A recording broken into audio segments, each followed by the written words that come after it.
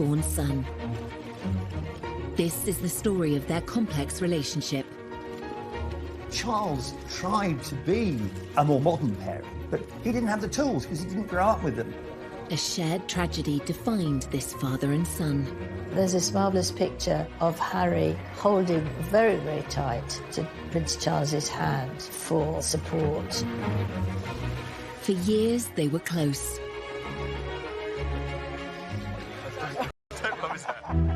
Until a shocking interview exposed the cracks in their relationship.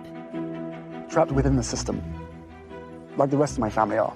These are seismic statements to make. Charles Feud felt very exposed by his son. Tonight, royal insiders explain how this relationship fell apart.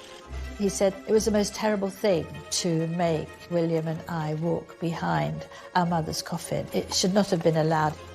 The damage is done. The relationship that I knew can never be like that again. Prince Philip's funeral was an opportunity for reconciliation, but what really happened? I think you could see clearly at the funeral how emotional Prince Charles was. Part of that was the problems with his relationship with Harry. And what lasting effect will this royal rift have on the House of Windsor? Of course, Harry wants to protect his wife, but is it at the expense of bringing down his own family? Tonight we ask, will Charles and Harry ever repair their damaged relationship? There's no doubt the gulf between Charles and Harry has widened considerably. It will be very difficult to bridge that divide in future. I can't see how they can do it.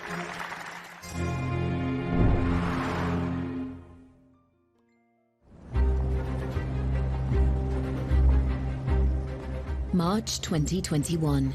The Duke and Duchess of Sussex sit down with Oprah Winfrey for an explosive and revealing interview. It will rock the foundations of the royal family. Please explain how you, Prince Harry, raised in a palace, in a life of privilege, literally a prince, how you were trapped. Trapped within the system, like the rest of my family are. My father and my brother, they are trapped. Harry's claims exposed the unhappiness of the couple's life behind palace walls. They also revealed the full extent of his estrangement from his family, particularly his father. The person that was really sort of knocked to the ground in that interview with several punches was Prince Charles. 100%. The takeaway from that interview was that there is a real rift, there is real distance, there's real anger.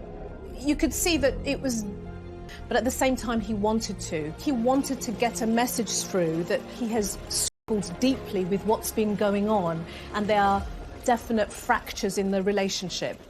These are seismic statements to make about one's own family members. And I wonder whether, from Charles's point of view, he would have felt very exposed by his son. The Sussexes' interview with Oprah had echoes of another controversial royal interview, which took place in the 1990s, when Prince Charles spoke frankly about the state of his marriage and confessed to cheating on his wife, Princess Diana. Did you try to be faithful and honourable to your wife when you took on the vow of marriage? Yes, absolutely. And you were? Yes. Until it became irretrievably broken down.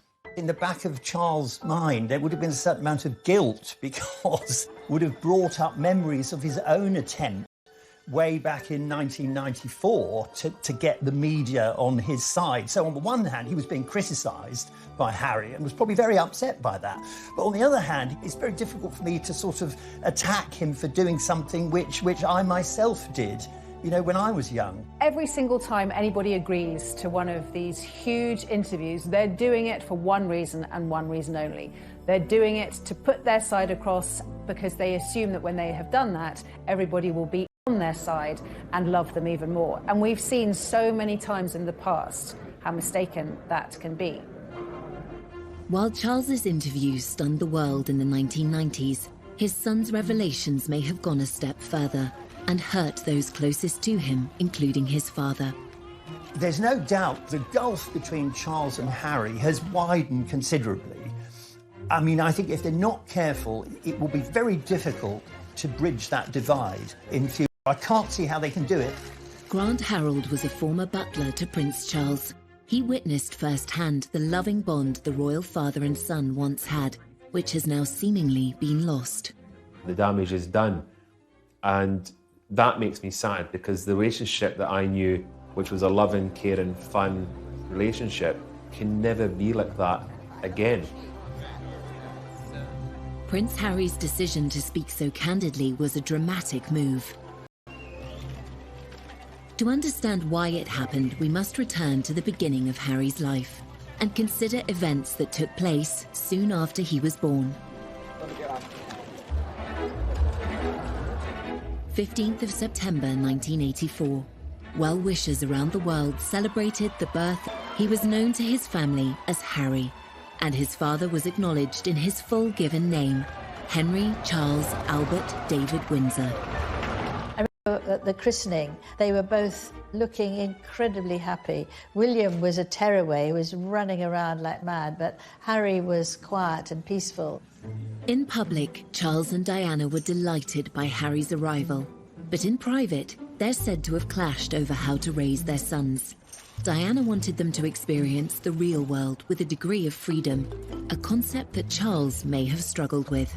Diana would, take them to what became a favourite with Bill Wyman, the Rolling Stones' Sticky Fingers in Kensington Church Street. The Prince had a slight problem with it, because I remember once when they came back, there was this look of horror across the Prince's face, because he couldn't actually work out why, with a brigade of good chefs at Kensington Palace, Diana would have to take them for a burger. Prince Charles tried hard to be close to his sons, but the formality of his own royal upbringing meant he wasn't the hands-on parent that Diana was. Charles didn't receive any parenting. His parents were away when he was very young. He was left with nannies in that very Victorian way. Granny was christened in this. And although Charles tried to be a more modern parent, he didn't have the tools because he didn't grow up with them. Looks remarkably well despite it. Some say that Charles's reserved parenting style made him a distant presence in Prince Harry's life. Although Charles is very sensitive and very caring, he never really could show it in the same way as Diana. And Charles was a huge workaholic. Charles wouldn't just stop his work just because he had his sons for a day. Whereas I think with Diana, she always made sure that everything was done for them. Diana, she actually joined in their games, whereas Charles would have said, off you go. He wouldn't have joined in. He's too stiff, he's too old-fashioned. Charles and Harry's relationship was already strained, but then the family suffered the ultimate tragedy, and decisions would be made that would affect their father and son bond forever. He said it was the most terrible thing to make William and I walk behind our mother's coffin. It should not have been allowed.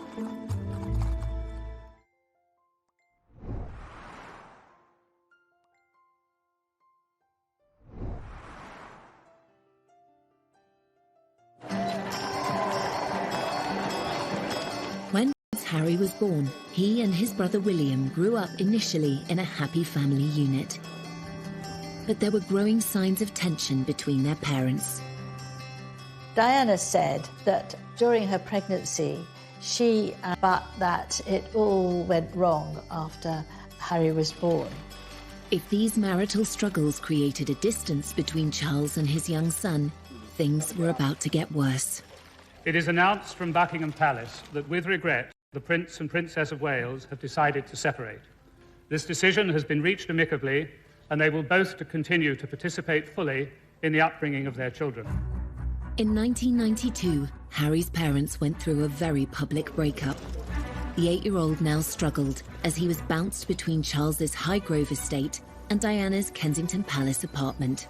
What a child wants is stability, structure, and love from their parents. And that kind of constancy gives children a sense of safety. If they're going between two separate households, that can feel very destabilising for a young child. So suddenly Prince Harry was shuttling between the more relaxed, much more familiar household of Princess Diana and then the more dutiful, strict, timetabled household of Prince Charles. There was this sort of natural gravitation towards Diana, simply because Diana was the provider of the fun things that boys at that age actually wanted.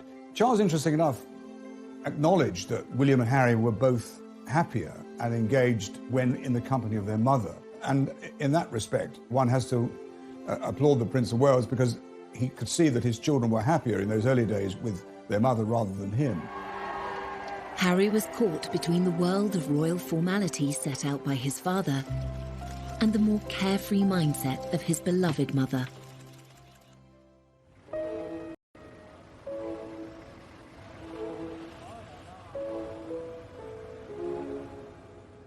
We have reports from Paris that Diana, Princess of Wales, has been killed in a car accident. Prince Harry had been with his father at Balmoral when the news broke of his mother's death in August 1997. Prince Charles tried to offer his young son the support he needed. Charles had this huge responsibility to protect the boys, and there's this marvellous picture of Harry leaning down to look at the notes and the flowers, holding very, very tight to Prince Charles's hand for support. It's a very, very moving moment, I think. In the immediate aftermath of Princess Diana's death, Prince Charles was very protective of his sons. He was determined that William and Harry would be shielded from speculation, from the press, from intrusion, and from people looking at their grief. At the funeral, however, it was a different story on the world. The private mourning of Diana's sons was on full public display. Princess Diana's funeral was one of the, and I say this as someone who was there, it was one of the most extraordinary things, I think, in the last century. It was a sort of maelstrom of grief, of astonishment, public display. Well, in the middle of all this vast sea of passion and emotion and public mourning, was a little boy. What we saw was the boys taking on the duty role. We see them doing their job, walking behind their mother's coffin. It is a deeply personal loss. And then to find yourself in this arena, surrounded by people openly grieving, weeping, throwing flowers, wanting to touch you, robs them of their own private grief. The royal family are very good at knowing what the public want. They're very good at putting on a show. They served up their grief in a ceremonial way that satisfied the millions. Prince Harry must have felt like a fish in a goldfish bowl, being stared at by the entire world, probably at the absolute worst point of his entire life. In later years, the adult Prince Harry would reveal his discomfort about the role he had played. It raised questions about why Prince Charles allowed his sons to be so exposed on such a traumatic day. I went to Kensington Palace and for an interview with Prince Harry, and we were making sort of polite-ish conversation, and he suddenly stopped, was very silent, and then he said, "It was the most terrible thing to make William and I walk behind our mother's coffin. It should not have been allowed." This went worldwide because he'd not really spoken about that before. And looking back on that terrible, tragic day, you realise that he was absolutely right. Clearly, it was a traumatic moment for him. Clearly, it's something he wouldn't make any child do himself. Clearly, he remembers it. So there's always a struggle for Prince Harry, and indeed for Prince William, between how they feel as bereaved sons and what they have to do as public figures. In the years following Diana's death, Charles tried hard to fill the void she left by embracing life as a single parent. Prince Harry's energy and enthusiasm delighted the press and his father, though a request for a closer look at those brightly coloured mini skis. Thing straight after Princess Diana's death is the behaviour and the actions of Prince Charles. He stepped up his parenting game, his parenting skills. He became a very much full-on and hands-on father for those boys. Prince Charles arranged for the Spice Girls to meet Harry, and for a 12-year-old this was beyond exciting. And they were very nice to him, they cuddled him, they had lots of pictures, and he said to his dad afterwards that it's, you know, one of the best days of my life meeting them. So he did try, although he might seem to be a bit square, the Spice Girls at the time were all the thing, and he did try and do something that would please Harry and give him a few moments of happiness.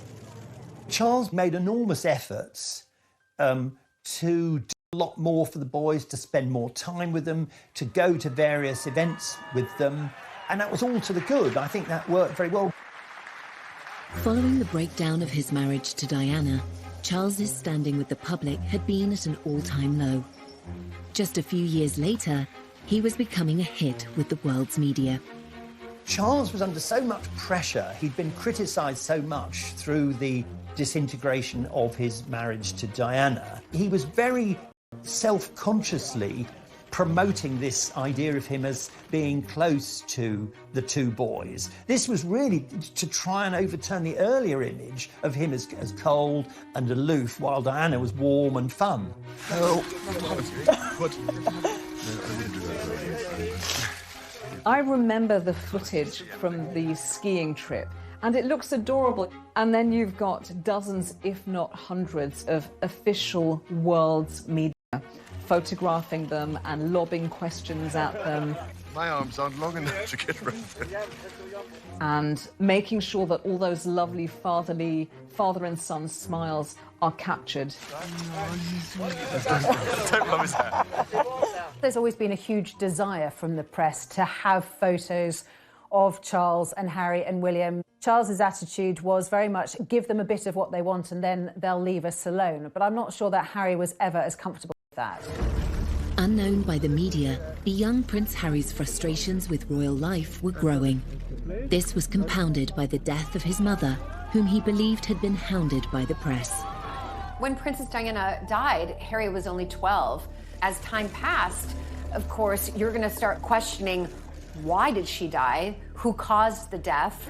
And we can see that from Harry, that he does absolutely blame the press. And it's something that has really, fast forward a few years later, that's when we really start to see Harry, in a sense, acting out, but who can blame him? As Harry grew from a vulnerable young prince mourning his mother into a rebellious teenager, stories of his nighttime escapades became regular front-page news.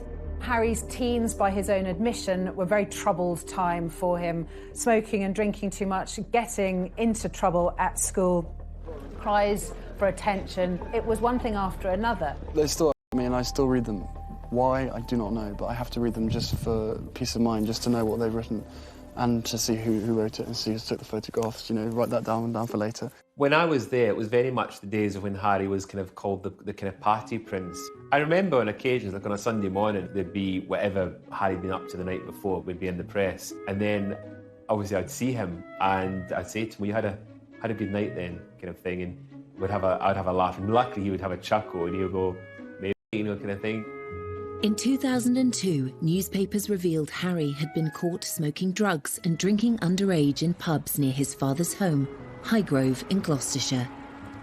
For Charles, this was one misdemeanour too many. He sent his son for a day's visit to a drug rehabilitation centre.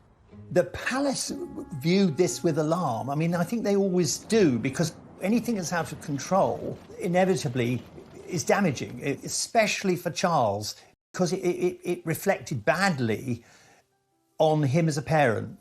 Prince Charles has got a lot of support today, not least because this is a situation that thousands of parents in Britain have faced. He insisted Harry should visit a drug rehabilitation centre. I think the idea was that it would give him a shock. He would go there and see, you know, what it was like if you allowed drugs to sort of take over your life. I suspect Prince Charles did that because in the eyes of the public, that's what the public wanted to see or felt that he should do. But at the end of the day, you know, There's a lot of, rebellious children who in normal families will do a little bit of underage drinking. So I think it's what do we need to show the public that we're doing in order to sort of hone in this behavior. Did this attempt at intervention by Prince Charles offer his son the support he really needed? I wonder whether, if that's the case, Harry would have felt, shortchanged. What I really need, Dad, is a lot of love, attention, structure. I need more face-to-face time with you because I'm struggling. This is a cry for help. I need you as my parent to step in and help me. So there might have been some tension around what was happening at this point in time. This would not be the last time Prince Charles would need to step in and make a critical decision in his son. Of Charles, the father, doing something that Harry, the son, didn't like.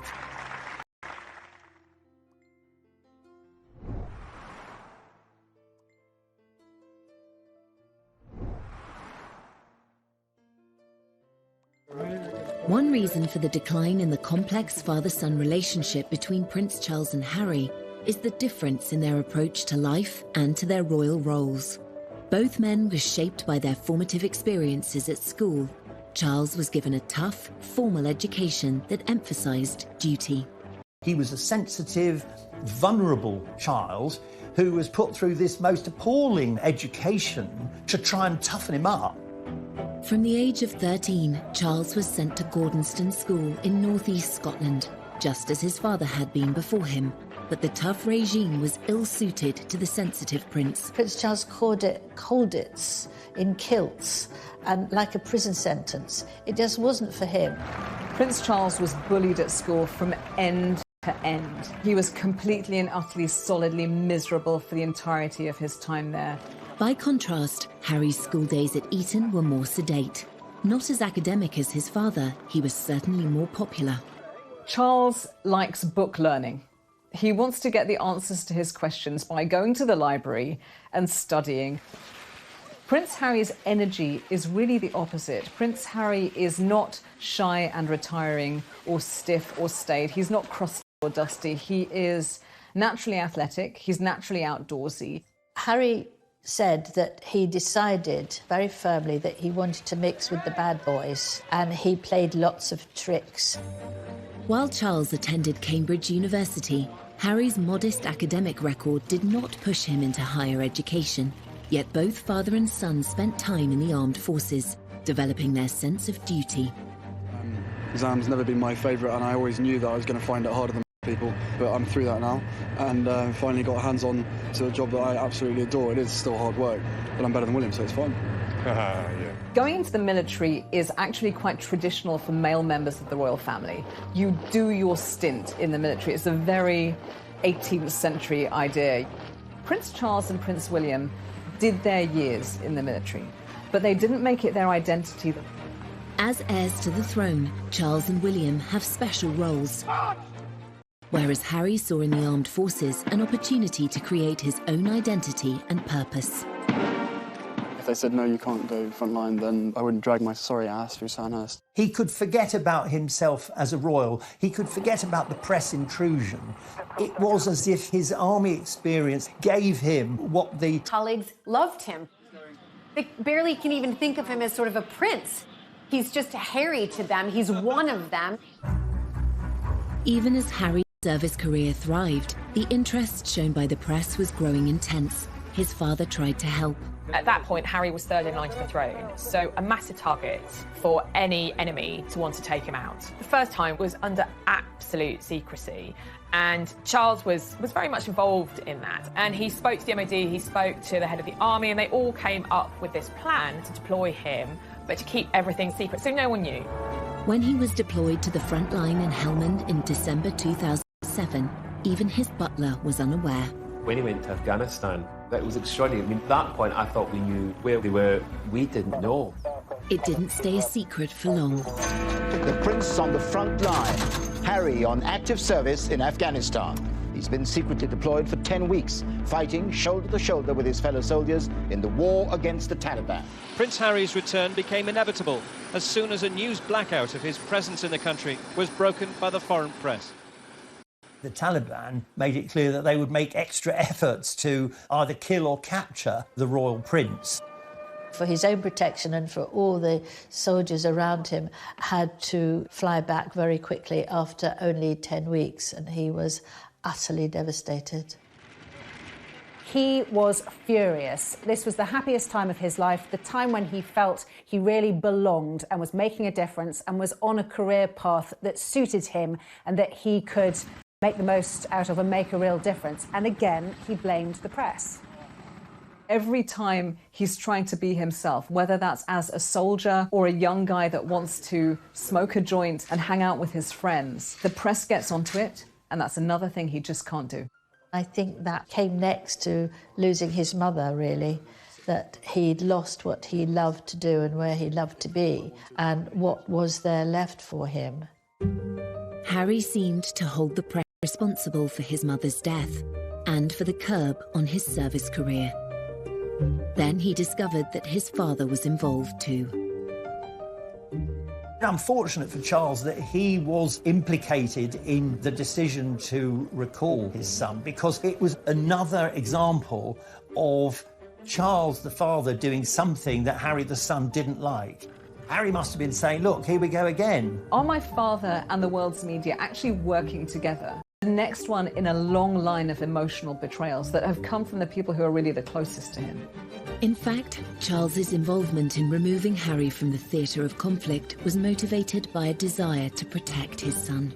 As a parent, you worry the whole time, but for everybody left behind, it's ghastly. From Charles's point of view, as a parent, he would have been in protection mode, and as the son, he would have been, trust me, I know what I'm doing, don't interfere. So typically that would have brought its own internal tensions between father and the son. Harry is aware that his father loves him and wants to do his best for him, but then these other things all intrude and slightly poison the atmosphere. Because Charles obviously felt we have to do the right thing here. Harry's idea of the right thing was very different. It's obviously a great relief, as far as I'm concerned, to see him home in one piece. Eventually, father and son buried the hatchet. Harry's recall from Afghanistan inspired him to take on a new role, and one that would make his father proud. That was a pivotal moment, probably one of the most significant days in Harry's life, because on that plane that brought him back was a dead soldier. I thought there was a coffin on the plane, and there were 2 or 3 British soldiers returning who'd lost limbs. And it was very soon after this that Harry set up the Invictus Games. In 2014, Harry played a pivotal role in organising the Invictus Games, which today involves 500 competitors from across 20 nations. For Prince Harry, the army is where the heart is. He's long been a champion for wounded service personnel, and today he was playing sitting volleyball, one of the sports at the Invictus Games. Harry's dedication to celebrating the bravery of wounded service personnel was all too clear from his speech at the Games opening ceremony. The admiration I have for these men and women to move beyond their injuries is limitless. Your stories move, inspire, and humble us. You prove that anything is possible if you have the will. Welcome to the Games. Welcome to Invictus.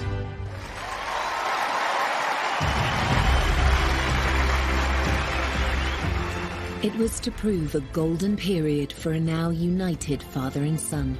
Charles was very, very proud of Harry. What parent wouldn't be proud of their child coming through and blossoming and showing real confidence, real purpose, creating something that embraces a huge community? That is a huge step forward. I think it was also a way for him to bring his parents together. So from my father, I've got a sense of duty, a sense of continuity, a sense of my responsibility as a royal. I'm not going to be the rebel anymore. And then from his mother, he has the human rights aspect, the international aspect, the charity aspect. And those two things fused together really powerfully, and they're still fused together. Much in conflicts, Harry realised that this spoke to him in a special way. There have been many low points in the relationship between Charles and Harry. The high point, the bit that they will both always remember as a point in time where they came very close. That would be the success of the Invictus Games. I mean, it was almost like, father and son finally found something that would lock them together. With his father's blessing, Harry helped turn the Invictus Games into an international success story, giving a powerful voice to thousands of injured servicemen and women around the world.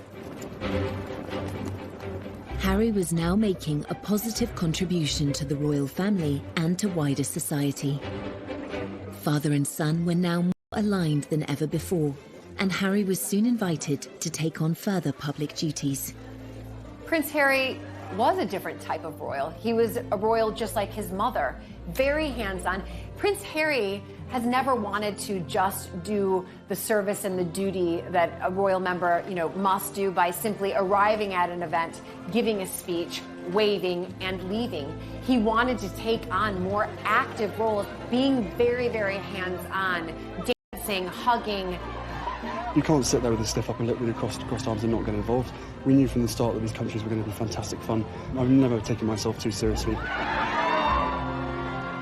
There's a real contrast between Prince Charles and Prince Harry when they do their royal tours. Wherever they are in the world, Prince Charles does it blatantly as duty. So he's there, and wherever he is, even if it's like 100 degrees outside, he's wearing a very closed suit that's completely buttoned up. And he smiles, nods and waves, and he's jovial, but he's still a little bit stiff. I think you would be, wouldn't you? You would be washed by all you lot. Prince Harry on international royal tours is clearly having a really good time. We see Harry as much more at ease in his own skin. He had a good template in how he saw his mother behave, and where, he's hanging out with Usain Bolt and he's meeting people and he feels good about himself.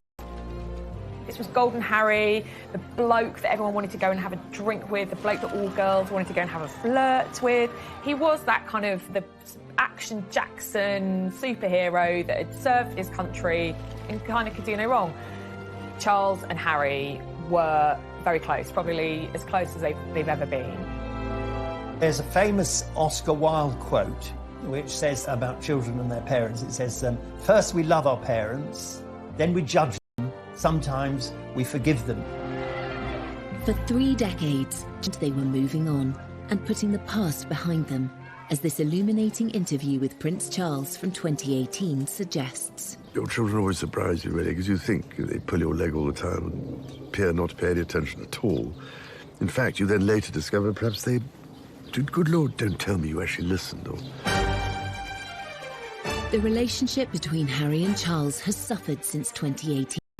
So, from a wedding to a breakup, how did Harry's marriage to actress Meghan Markle lead to father and son going their separate ways? Charles admired the fact that Harry was trying to protect Meghan, but I think he was very worried that it would have unintended consequences, which of course it did. I remember getting this email on my phone and my jaw dropped.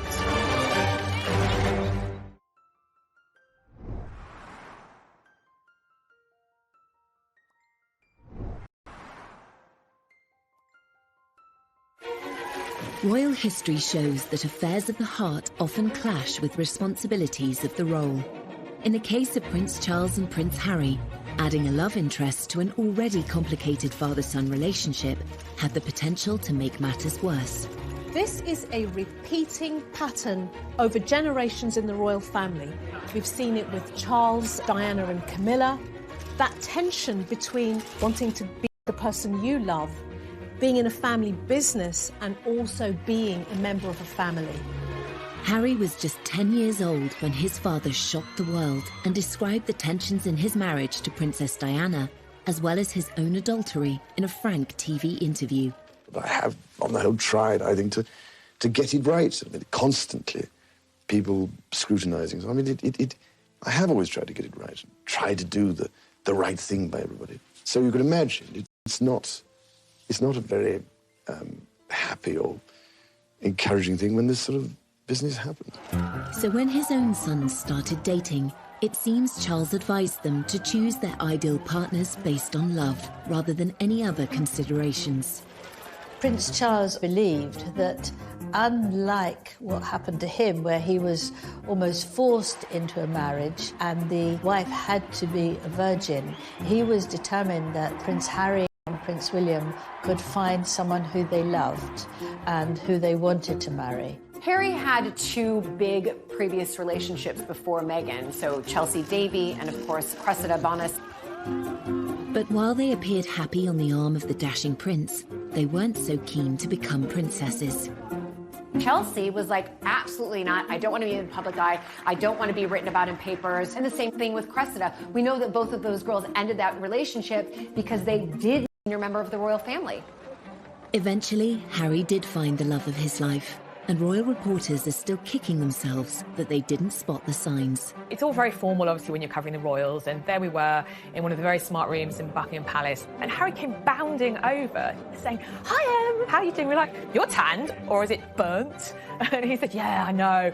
Africa was amazing. Oh, it was so good." I thought, wow, Harry's in a good mood. Like, I had never seen him quite so animated and quite so happy. And that was about 6 weeks before the news broke that he was dating Meghan Markle. And of course, one of their first dates had been in Botswana. Hey, when did you know she was the one? Very first time we met. Harry and Meghan's romance was embraced by the royal family. In that happy time, there was no sign of any tension between father and son. They welcomed Meghan with open arms. Prince Charles admired the fact she was self-made. Charles, he's slightly obsessed with the idea that somehow you've got to retain the magic of the royal family, but you've got to modernise. And what better way than to welcome a woman who's not only divorced, but American and of mixed race. And I remember the Queen invited both Meghan and Harry to Sandringham, which is a huge thing because couples, unless you were married, you just didn't get invited. They liked her very much, but of course, it didn't take the press long to start writing things about Meghan, to do the sort of things that would make Meghan worry, but also the royal family worry. Newspapers were soon filled with opinion on whether Meghan was a good fit for the royal family. Whilst initially there was a huge amount of admiration and hero worship when Meghan first came on the scene, there were some media outlets that ran some really disgraceful articles with headlines about straight out of Compton or exotic DNA, very old-fashioned opinions, borderline racist opinions. And the trouble is that one article like that is one too many. Meghan, we've discovered, has a very, very thin skin. But we have to remember that Kate did. They used to call her Weighty Katie. She had a terrible time, and Camilla had a dreadful time in people accusing her of causing Diana's death. I know Camilla spoke to her and they had lunch together, tried to help her get used to things and give perhaps some of her own experiences so that she wouldn't feel that she was being targeted. The royal family may have been reassuring Meghan behind the scenes, but it's their standard practice not to complain in public about press treatment. By apparently not speaking up for Meghan, Charles seemed to find himself taking a very different path to Harry. Statements, these underlying racial tones need to stop. I remember getting this on my phone and my jaw dropped, actually, because press statements from members of the royal family are normally really bland and really boring. I mean, this was Harry. Anger. The anger was leaping off the page with his words and the tone. This was an unprecedented move, really just instructing the press to back off and leave Meghan alone. Charles admired the fact that Harry was trying to protect Meghan, but I think he was very worried that it would have unintended consequences, which of course it did. Handling the press is like handling gelignite. You know, it's almost impossible to do it safely. Despite Harry's insistence on tackling the press, his relationship with his father appeared stronger than ever. He felt able to ask Charles to play a significant role at his wedding.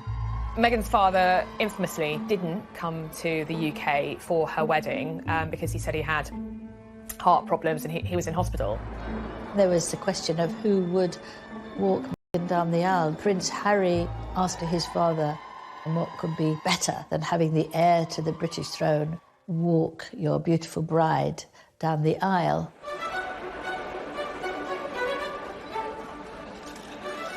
He proffered his arm, she took it. He said, "You look lovely." She said, "Thank you." And they process up to the altar, and there's Harry. And he turns to Charles and he says, "Thanks, Pa." It's such a touching moment between father and son. He's so proud of his soon-to-be wife, but also so proud of his father, literally welcoming Meghan into the royal family in such a kind way. This was a very important symbolic act in terms of optics, that, you know, Meghan is now part of our royal family. A marriage is when two families come together. It's not when two individuals come together. In this case, it's also when two different mindsets, two different worlds come together. The harmony of that happy wedding would soon be strained by revelations in the press. It immediately took a turn for the worse, with reports coming out that she made Kate cry, how she is demanding and pushy. You've got elements of people within their household quitting. You're almost to the point, like, what's true, what's not true, but certainly these can't all be untrue, can they?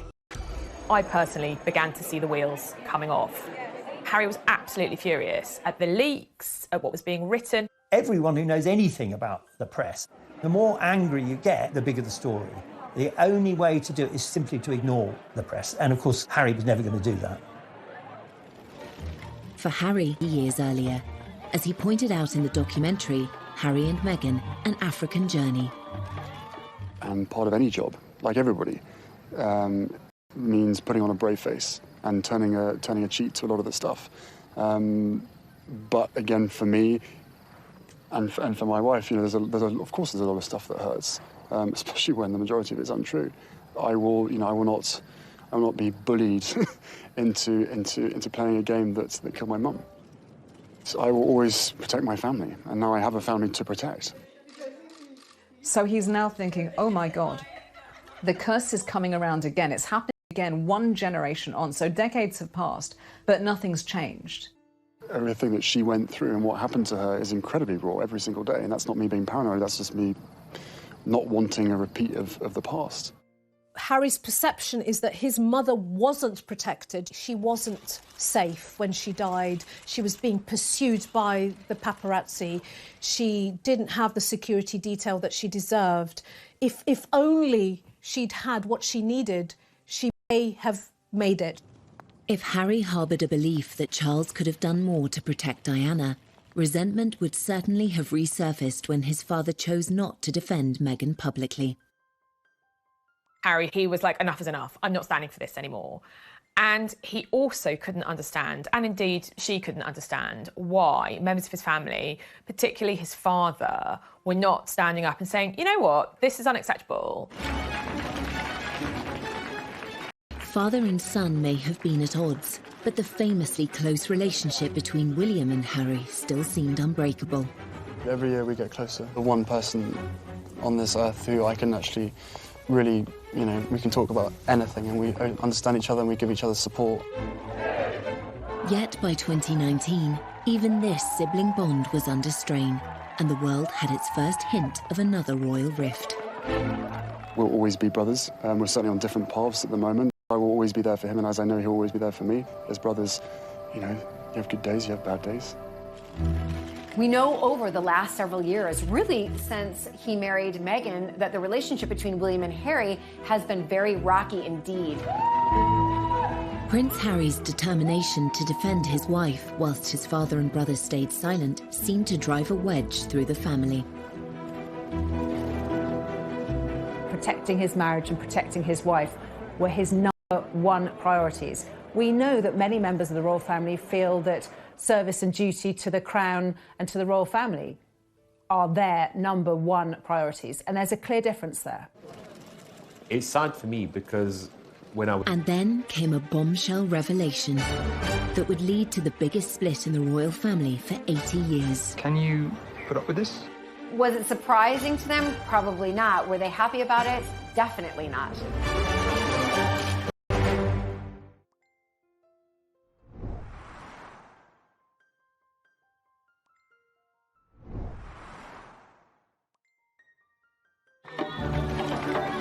In September 2019, Harry and Meghan were on a 10-day tour of Africa, where they appeared to be embracing their royal roles. The messaging was positive, and I think from Charles's point of view, in terms of the brand royal family, they did a phenomenally good job. I am here with you. mother, as a wife, as a woman of color, and as your sister. Behind the scenes, Meghan was struggling to cope with the burden of royal life. During the filming of an ITV documentary about the trip, she made a momentous decision to speak out. The interview with Tom Bradby was a surprise to everybody, but obviously to the royal family in particular. Perhaps you could just give us an idea of what the last year has been like. It's hard. Thank you for asking, because not many people have asked if I'm okay. But it's a very real thing to be going through behind the scenes. And the answer is, would it be fair to say not really okay? As in, it's really been a struggle? Yes. That interview was pivotal, and certainly with hindsight, you can see that something changed at that minute. That would have been a dig at the royal family. And I think that was definitely eye-opening to everybody around the world, saying, okay, something's going on here with the royal family. I think it was clear from that interview on that alarm bells were starting to ring for Prince Charles about what path Harry and Meghan were going down and where it was going to end.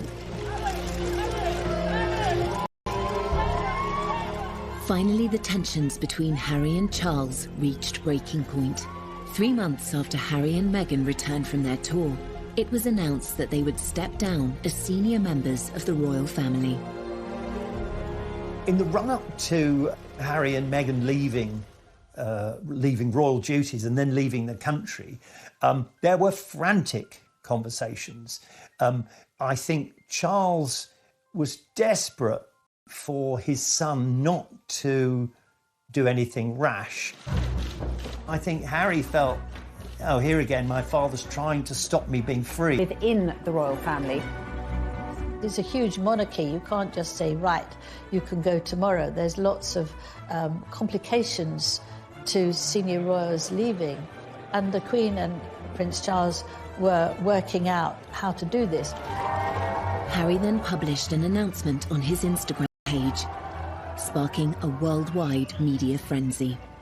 We had Harry announcing, that he wanted to step back, the Queen responding. The Queen shouldn't be responding, it should really be the other way around. Pretty much at every stage, they seemed to jump the gun. They seemed to do things out of order, to not follow proper etiquette.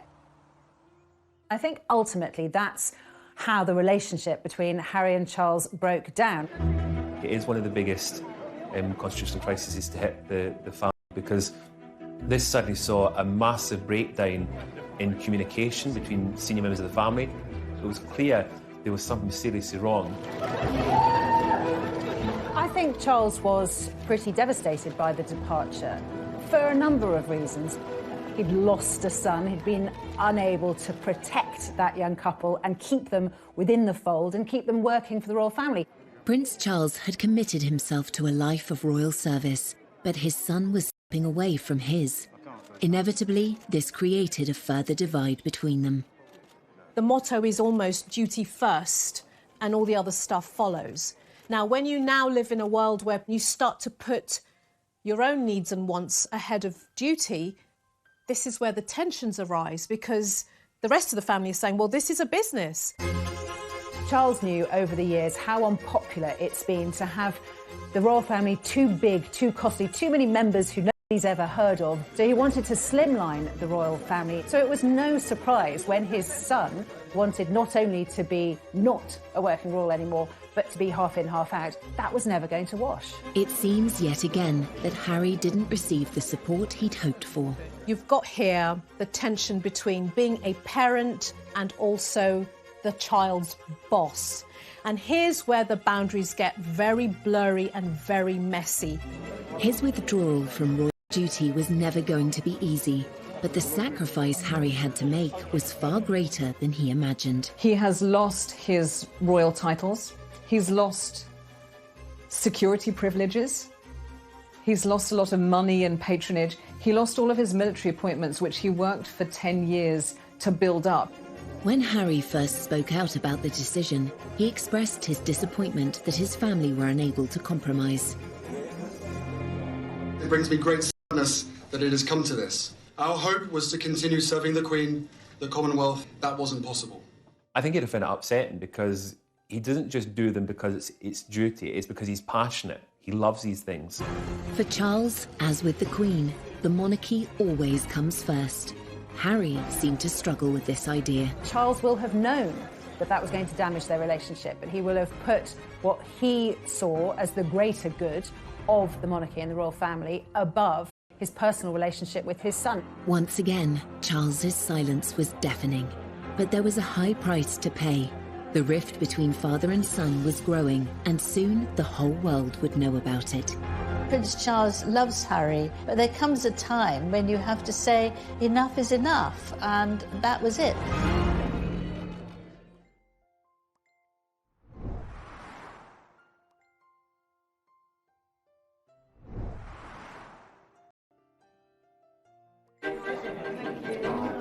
Will you miss Harry and Meghan? In February 2021, nearly a year after Meghan and Harry stepped back from their royal roles, it was announced that their move would be permanent. Weeks later, Harry made the pivotal decision to appear on global television and discuss the issues he has with his father in front of an estimated audience of 60 million. When we were in Canada,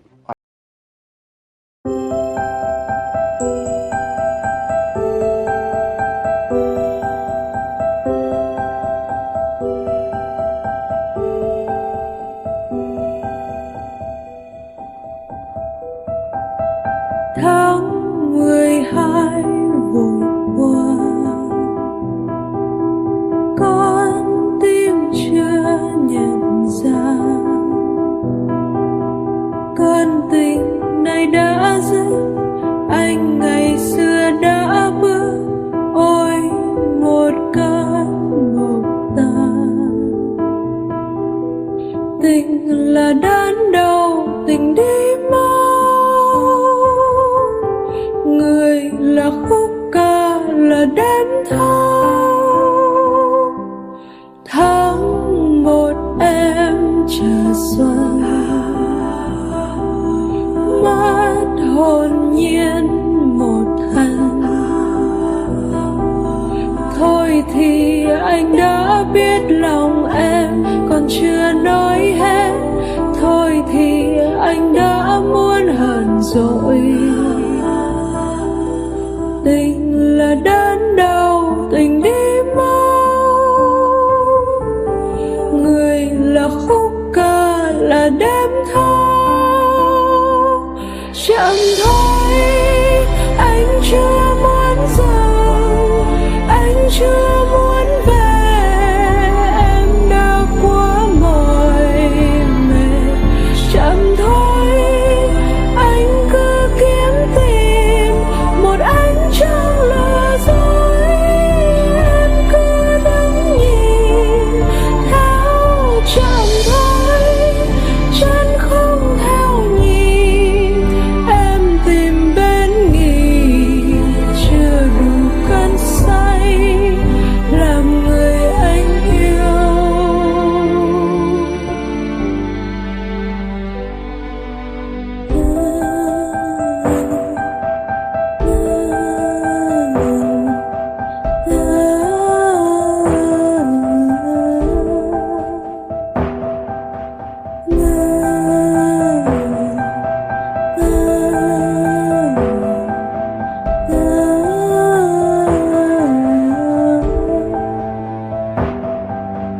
Tình là đớn đau, tình đi mau,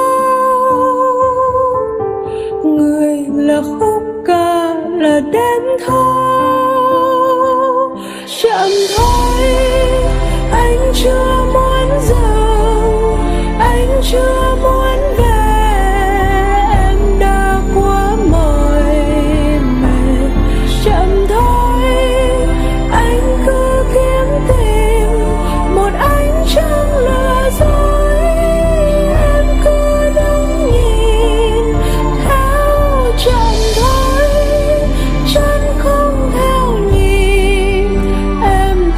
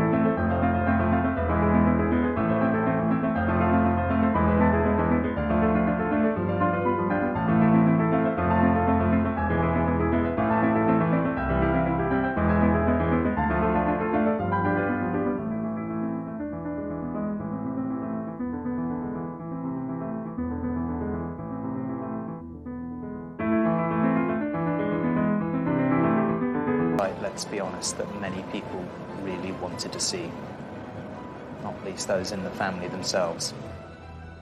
Whether that's just a starting point to fix the relationship will, of course, depend on what happens behind closed doors. After all that's happened, can the bond between Harry and Charles ever be repaired? Emotionally, they seem worlds apart, and I think it's going to take a lot of work from both of them to try and find common ground where they can communicate as father and son. But what I saw from Harry was a lot of deep-rooted pain that may go back quite a long way. There is a need, in a way, to reach the point where Harry can forgive Charles for all the turmoil of Harry's early years. And it may be that Harry needs the distance of being in America, not being a royal who works as a royal. He may need that in order to reach the point where he can forgive Charles. Like with any relationship, relationships can be repaired with a lot of hard work and, to be honest, a lot of time. And I think in this case, a lot time is going to be needed.